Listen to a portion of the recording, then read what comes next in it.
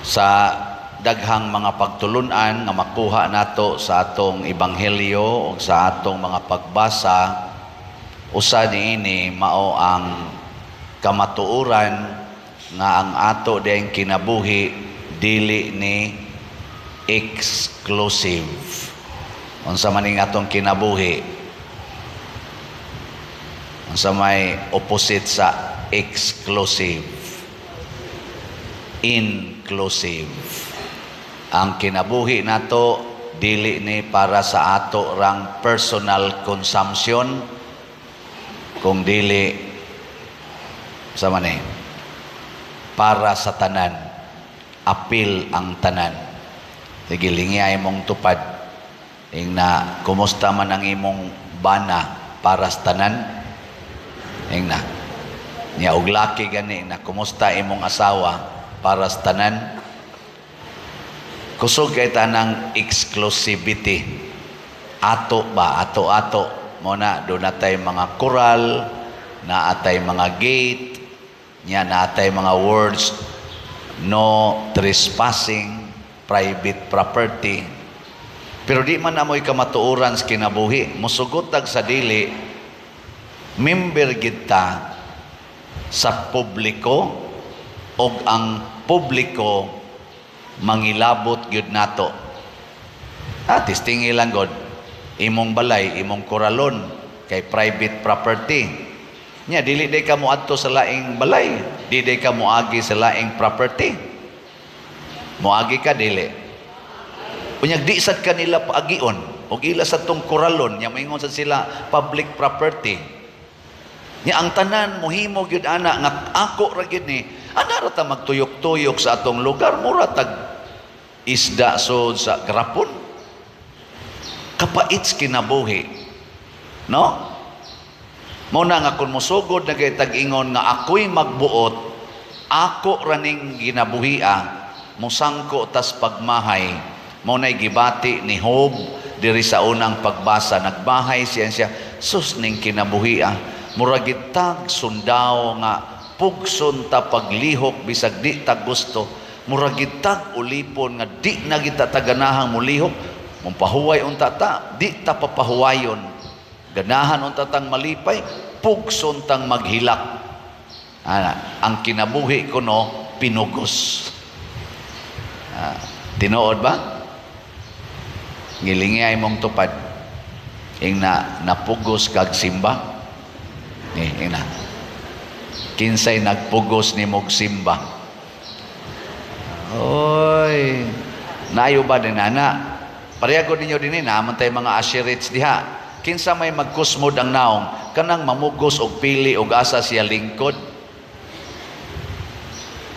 Naunsa man day kinaiya nga nindot, sama ni Hesus, sama ni San Pablo nga ni San Pablo nga gihisgutan sa ikaduhang pagbasa diri sa ebanghelyo niingon si Hesus, mangadto tas laing mga balangay, di ta magpabilin dinhi bisag ang mga tao nagsigig pangga nako dinhi, mangadto ta kay mauna ang misyon sa akong pag-anhi, mauna ang tumong nganong ni anhi ko, kay ang tanang tao ako giyong sangyawan, ako giyong tagaan sa akong kaluwasan.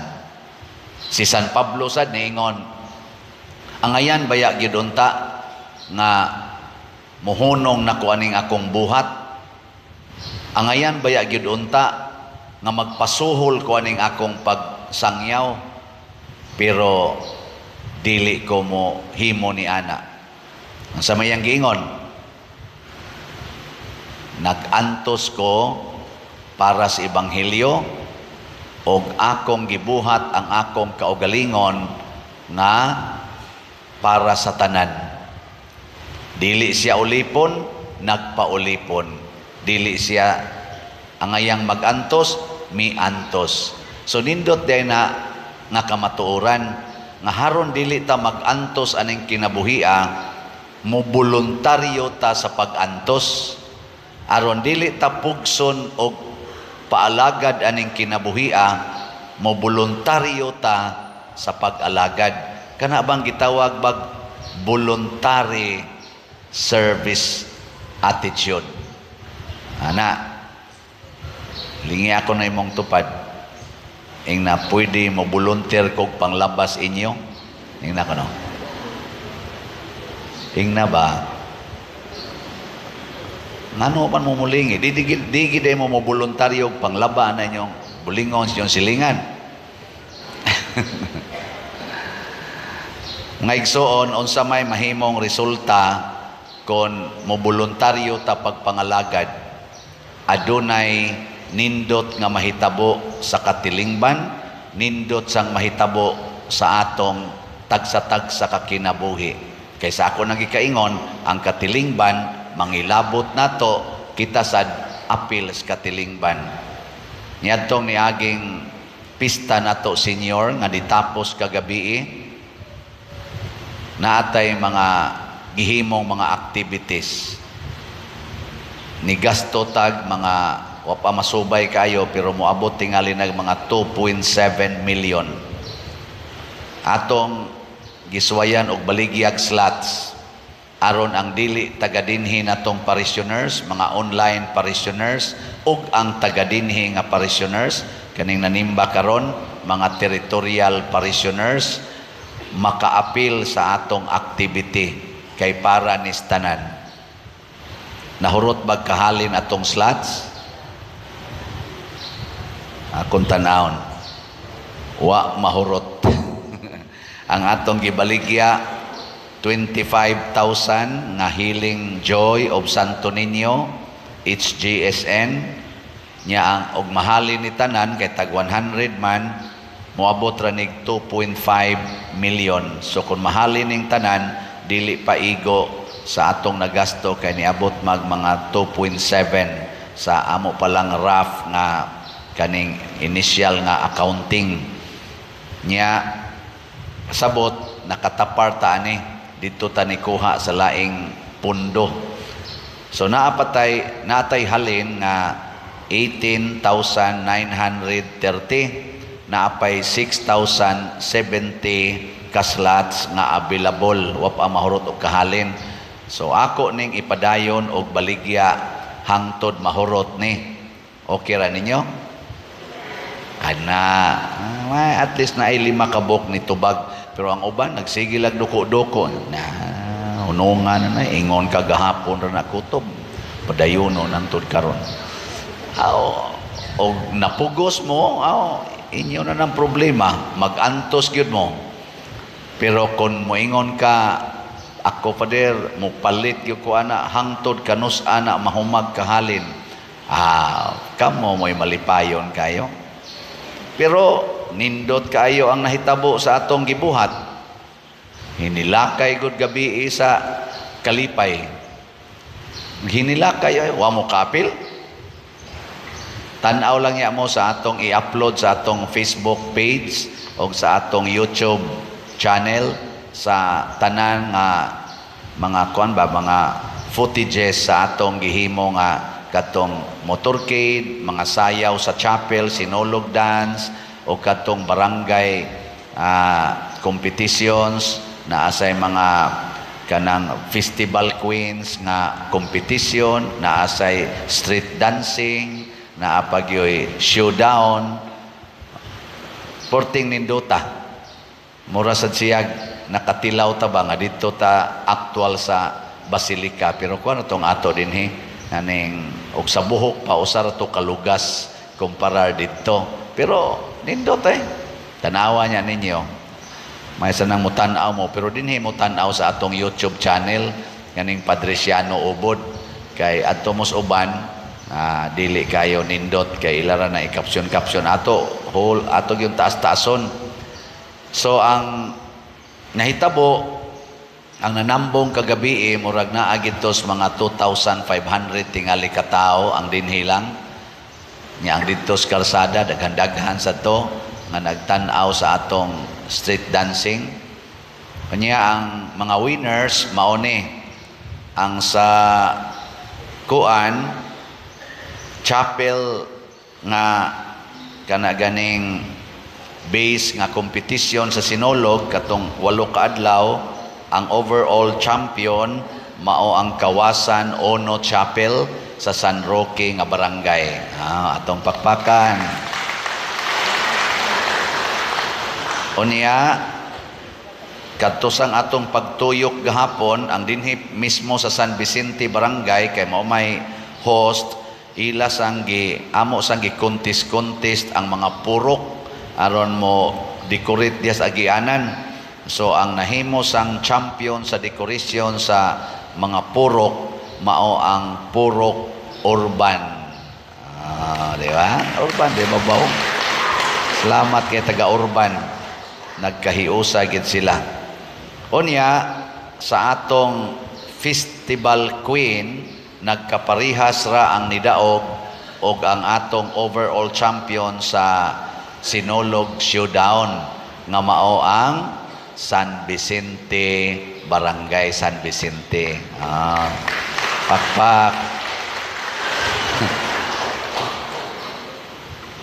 Nya atong panagaan ni silang mga premyo ang sa chapels ang ako ambot og basin mura na kog nalimot ang sa chapel atong first prize ato kay murag 30,000 nya second 25 third 20 nya consolation 10 sa purok ato sa tong gitagaag premyo first prize murag ligagmay raman to murag 5 nya 4 nya 3 nya consolation 2,000 ana nya ang atong 5 ka barangay ato sa tong gitagaag premyo ang first murag 60,000 nya second 50 nya third 40 ana no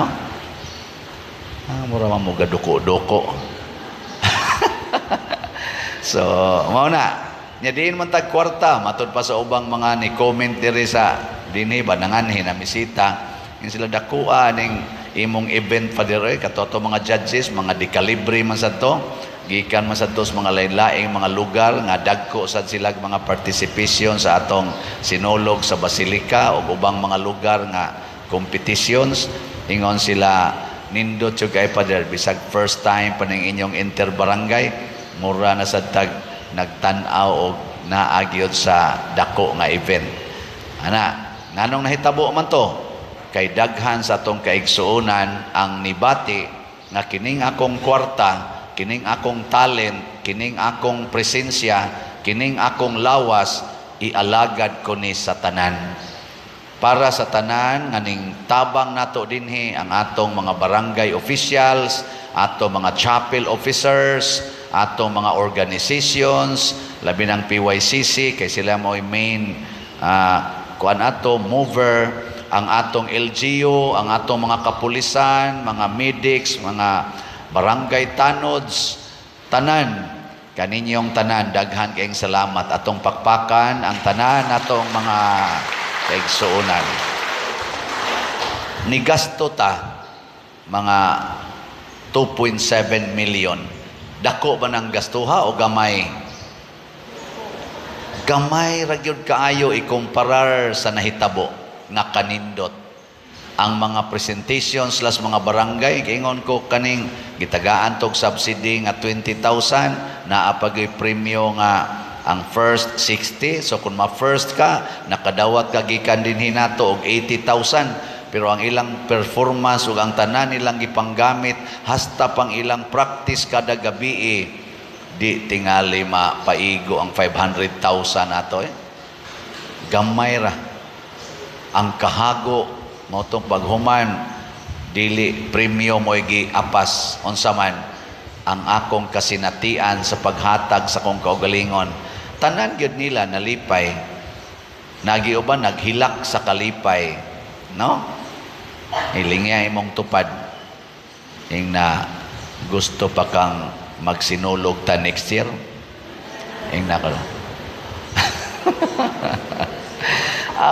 Kung buhi pa, nya daghan sa kay kasinatian nga gipakita si Santo Niño katong first motorcade, hapit may mahogs pangpang, gitukuran rag tuod nga laya ang sakyanan, wa mahal lahos og kahog didto sa Kampaso. Di ba? Milagro kayo. Mag-uwan, inigsugod sa misa, inigsugod sa motorkid, mawa ang uwan. Inighumas motorkid, balik na sang uwan. Pastilan gining santo ninyo, ha? Gabi ni uwan sad pag kaning sa to, abog kay diya, abog kay tanan, sige tagbuubog tubig. Niya motor foot procession ta, wa gyud mo uwan, abog na sa kay diya pagsugod presentation, ingon ko din ara bata kabuubog tubig kay mura naman ko ni abog na diyang ato mga espalto. Nya siging hapak-hapak stiil, hapak naman ay lamang mo alibwag mang abog. Ingon ko Santo Niño, abog naman kayo, di na ba ni mabubuhat to para ba yung mga duha ka presentor, ana ni buhabo bitaw, nawa laging abog. Nawa ang abog, sige na sa ginahinay, ana, hangtod yun nahumanta, ana, niya pagkahuman, ning uwan na, diha nang nahuman nagpangaon ang tanan. Daghan kay nangaon, mga 2,500 ka pack meals nato, hurot-hurot gyud. Di ba? Hindi mangyapon mo malipay nga nakapakaon tagin ato. Mga 1,000 sad ka mga pamilya nga pobre atong natagaan og 5 kilo packed rice. Pakpak yapon. Nindot kayo ang feeling niya. Mao na yung mga pakita ni Santo Niño sa iyang dakong gugma o grasya. Pertig yung sadyaa niya. Ako sa ding special katong atong fireworks, ato tong gi order anang kanang kuan sa nabitang part na sa kompanya sa Dunkin Donuts, kanang dragon fireworks o ang iyang kauban diha na gipakapinansad, mura man ting ito gidoble kay di man nahapit mo hunong og sigig buto.